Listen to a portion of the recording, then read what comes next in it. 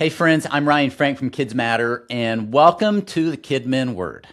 Yesterday we started sitting with Acts chapter number 3. Peter and John walking up to the temple at the hour of prayer, about 3 in the afternoon, and this lame man, who was lame from birth, being laid at the beautiful gate like he was every single day of his life. And today we get one more verse, but I think it might be one of the most convicting verses of the whole story. Acts 3 verse 3 says, "Seeing Peter and John about to go into the temple, he asked to receive alms." That's it. That's the whole verse. He sees two guys walking by, and he does what he's done 1,000 times before. He asks for money. He doesn't ask for healing. He doesn't ask to walk. He doesn't ask for anything besides what he thinks is actually available to him at that moment. He just asks for some spare change because that is what he has done his entire life and what he's been trained to do. Before we move on in the story, let me tell you about a children's director. Her name is Dana. She is a children's director at a small church in Nebraska. Dana had a family that came almost every week to service. There's a grandma named Sue raising 2 of her grandkids while their mom worked double shifts 2 towns over. And this happened every single week.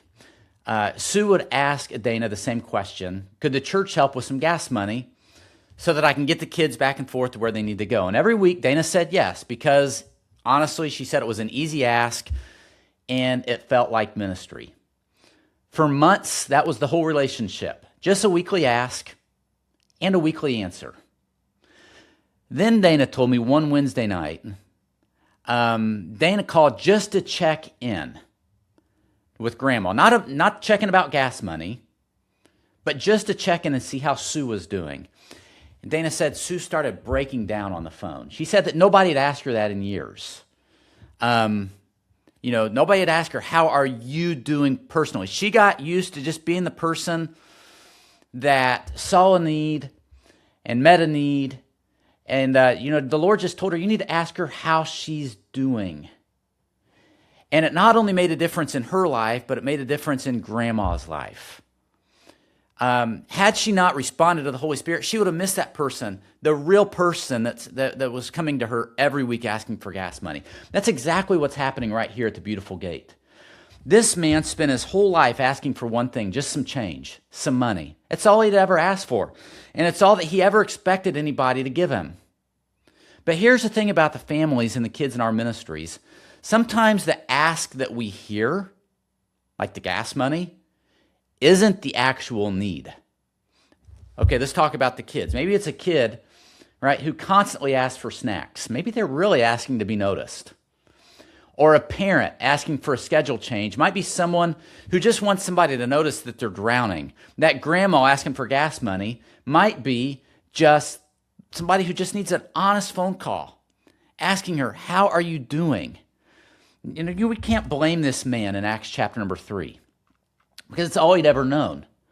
But I want us to be leaders who don't just answer the question in front of us. I want us to be leaders who look past the request to the person making it. Because Peter is about to do exactly that, and it's going to change everything. So pay attention today to the requests in your ministry that have become routine. The same ask, the same week, from the same kids or the same families. Don't stop meeting it, but ask yourself if there's something underneath that nobody has noticed yet, and that maybe you are the first one to notice it. Now, that's where we're headed tomorrow, and it's going to be good. I can't wait to see you then.